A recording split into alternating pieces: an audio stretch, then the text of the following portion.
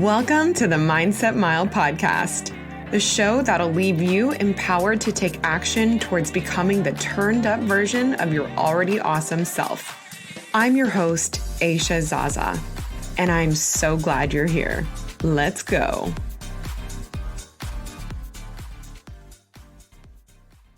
Hello, fam. Welcome back to the show. How in the world are you?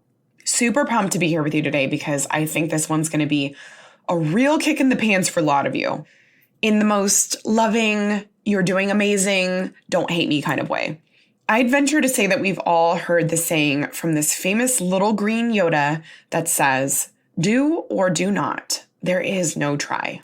He is one wise son of a gun.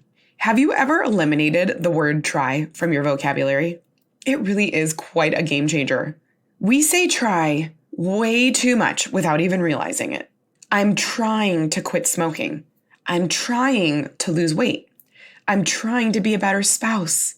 I'm trying to be more patient. I'm trying to be consistent. You're not trying. You're either doing or you're not. And I mean that in the best way. You're not trying to do those things. You're doing them. Don't negate your effort with that word. Say all those things again, but say them without the word try. And hear how much more certain and powerful they sound. I'm quitting smoking. I'm losing weight. I'm becoming a better spouse. I'm becoming more patient. I'm being consistent. Try is just a filler word that makes us feel safe because if it doesn't work, well, then at least we tried. It's like giving your effort a backdoor or a safety net.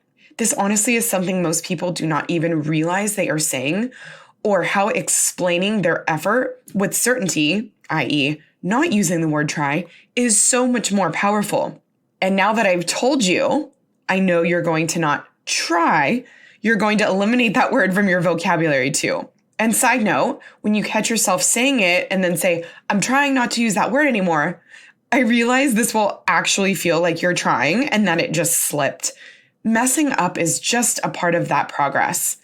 It may slip many times before you get in the habit of not saying it at all anymore, but bringing it to your awareness is, in fact, you doing the do, not trying to do it. Okay, I digress. I want to introduce you to what may be a new variation of this Yoda gem and blow your mind with this slightly awkward little sister. Do or do not. There is no how. Now you may be thinking, okay, Aish, this doesn't apply because I don't know how to do certain things, and I need to ask or to wonder how. Yes, Google knows this case all too well. I'm not talking about practical things like how do I bake salmon or how do I remove this stain from my shirt, because the time it takes between wondering how and figuring it out is seconds thanks to your handy dandy phone. We do not know how to do everything. So clearly, there will be room for learning new things, which encompasses the word how. But to that point, we don't sit there with hesitation and wonder for days or months how to bake salmon. We don't let it bring us down, or we don't become emotional about not knowing how to bake salmon. We figure it out quite quickly, just in time for dinner. I'm talking about the things you think there is some magical solution to. The things you keep putting off and looking for answers for because you're just not sure how. How do I feel happy? How do I learn to be consistent? How do I stop caring what everyone thinks of me? Here's where the kick in the pants comes in. You know what to do. The answers are simple. Have you ever tried just deciding to be happy? What if it doesn't have to be this long, tumultuous road that needs to feel like a struggle? What if you just put into play everything that you learn from the podcasts you listen to and the books you read, like starting your day writing down 3 things you're grateful for, or taking 5 minutes a day to meditate, or going on a daily walk or run, or focus on the things that are in your control. I know these things sound like very good ideas, but they will only ever be just that until they are implemented. How do you learn to be consistent? This one's actually much easier than it seems, and we like to complicate it. You put on your walking shoes and you head out the door regardless of how you feel that day. Boom. You bring your workout clothes with you so you can head to the gym after work or before you go home. You just show up one day at a time. Instead of looking at consistency like it's on a horizon you'll never get to. Consistency has no arrival. It's just a process. And once you realize that, you will take it day by day, and then you will start to feel the impact of how that adds up. How do you stop caring about what others think of you? What if you just decided that it wasn't going to bother you anymore? What if you took 1 minute to answer this question out loud to yourself so you actually knew the answer? What does it matter what they think? Answer that to yourself. What does it matter?